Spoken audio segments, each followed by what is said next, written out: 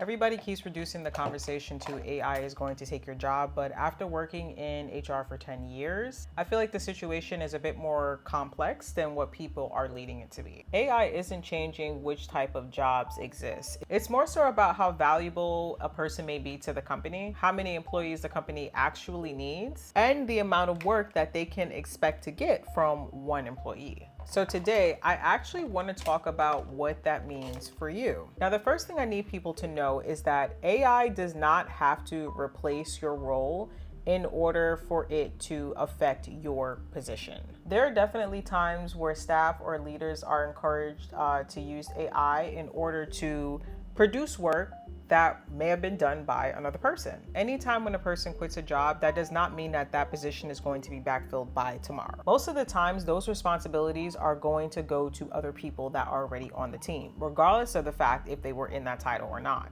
I think the biggest benefit with these companies is that they're seeing the benefit of using AI. So for instance, you may have had a department or a team that was working on X amount of things, and now AI has the capabilities of basically doing the job of maybe 3 people, 5 people, 7 people. And a lot of the times, the way that companies get out of this is that they will use language such as streamlining or restructuring, mainly because they don't want to say, hey, AI is coming in and is doing the work of your former employees, mainly because that is going to invoke some type of reaction in people, maybe even fear. So I do want to read a fact for you guys. Challenger, Gray, and Christmas reported that through June of 2026, employers cited AI as a factor in just over 101,000 job cut announcement. And that's based on about 23% of the cuts that they tracked. So that does not mean that AI was the only reason. It means that companies listed AI as one of the factors in those decisions. Sometimes the role slowly changes. Sometimes the department or the team, it does get smaller. And sometimes that work does get redistributed among other teams or even AI. The second thing that I want to point out is that the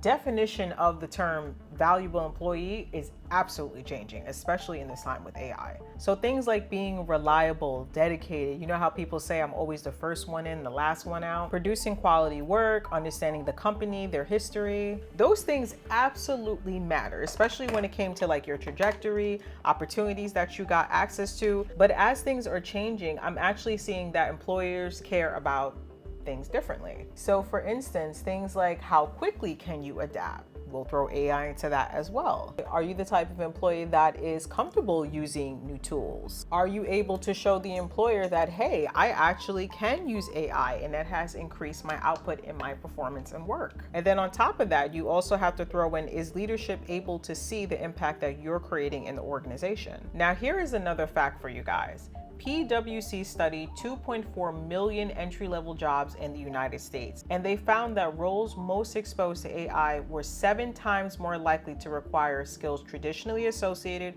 with senior workers, including judgment, leadership, creativity, and interpersonal communication. It's not just about AI is coming in to take your job and all that mess. Like, we're still going to need people throughout this process, you know? It's not just about knowing how to press a button or how to write a prompt. So yes, employees do want you to use AI as a tool, but they also want you to combine the human aspect of your skills while using AI at the same time. And in my industry with HR, some examples that I could give you is performance reviews.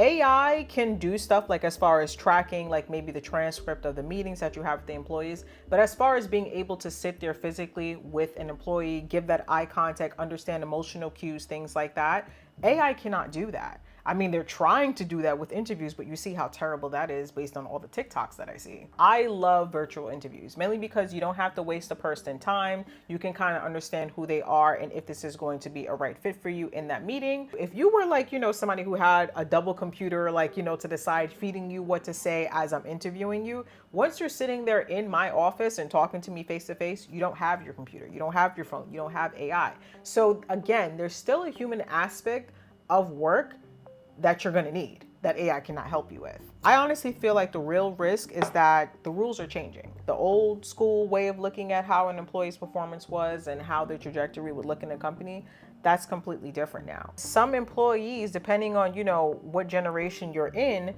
you may still think that being a hard worker, showing up early, being the last one, out of the door at the end of the day, that's what's going to get me recognized by my manager. It's not. It's totally possible that leadership is looking at things like speed, efficiency, and your output much differently. Job descriptions could also quietly expand, and you may not even know that. There are also times where, like I said, companies decide to change things, and before your role required just you and your brain, and now the new role requires you to learn AI, despite you not having the training. So if something like that happens at your company, and you're not accustomed to using AI, you've never done it before, you might have a learning curve, and that could 100% hurt your performance at that company. Now, one of the things I could put you guys onto as, being somebody who was working in HR is the fact that HR is not going to tell you when your job is becoming vulnerable. And I do want to be clear about this. I don't want to say that HR is sitting in the office hiding a massive AI conspiracy. But as I've said in many of my prior videos, HR is always going to put the company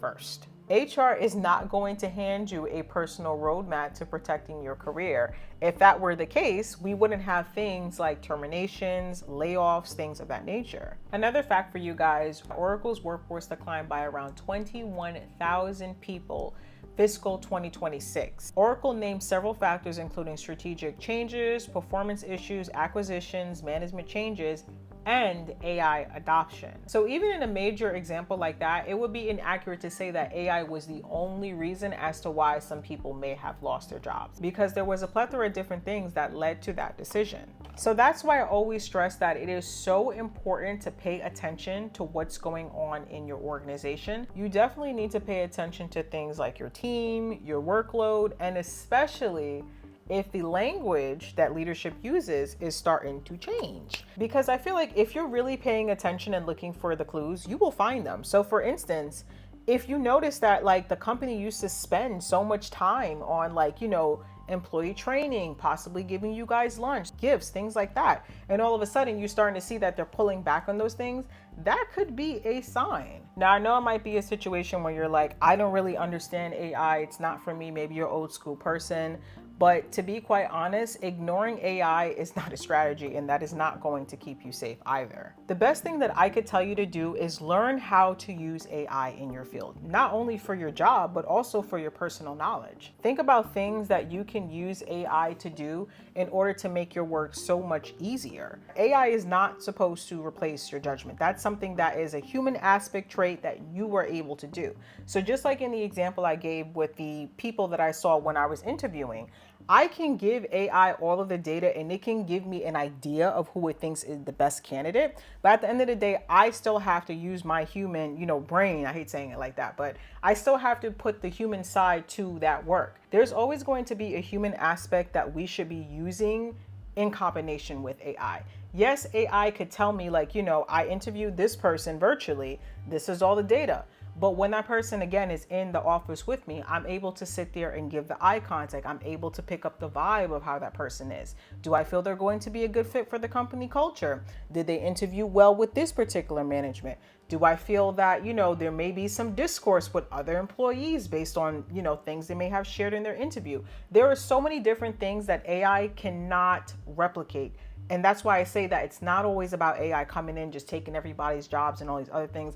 If anything, I actually remember seeing something online saying that the big AI bubble is starting to collapse because they realize, hey, we tried to use AI, but we still need humans to do certain aspects. Another thing that you can use AI for, especially if you're like a one-woman show or kind of like how I was, you can absolutely use AI for organization, research, making drafts, or just creating a stronger first version of something that you created already. You could also even use it to explain how you improved a process, how you use it to save time, increase the quality of work, or maybe you used it to solve a massive problem for the company that they couldn't get on their own. You do not need to become an AI engineer, but you do have to understand how AI and some of these tools are changing work around you. And this is one of the main reasons as to why when I started hearing about AI coming out, I took it upon myself to learn it. It wasn't something that my employer, told me I had to learn. But considering that I was a one-woman show in the department, I had to find ways to make my work more streamlined. I had to find ways to produce an output quickly, especially if, my former bosses at that time needed data from me. And I think it was a really good decision for me to start learning it early on, because obviously I'm able to use AI now in my business, considering that I got laid off. I'm also using AI to build publicly so I could show people the benefits of, learning AI and not waiting for that big warning sign before you decide to, teach yourself a new skill. So again, this conversation is not really about whether AI is going to take your job. It's more so about, are you seen as a valuable employee while the rules are changing? The people who choose to stay ahead of the game are not automatically the most senior, the most loyal, or the ones who have the most tenure at the company. They are the people who are paying attention. They're the ones learning what's changing and also choosing to adapt before they are forced to adapt. Now, I want to turn the question back to you guys. What is one way that you have already noticed AI showing up in your job? It could even be quietly. Let me know in the comments, because I genuinely want to hear from you guys. And if you're also trying to figure out how to use AI without losing your voice, your judgment, or your mind, I have more resources linked below. I'll see you guys in the next one.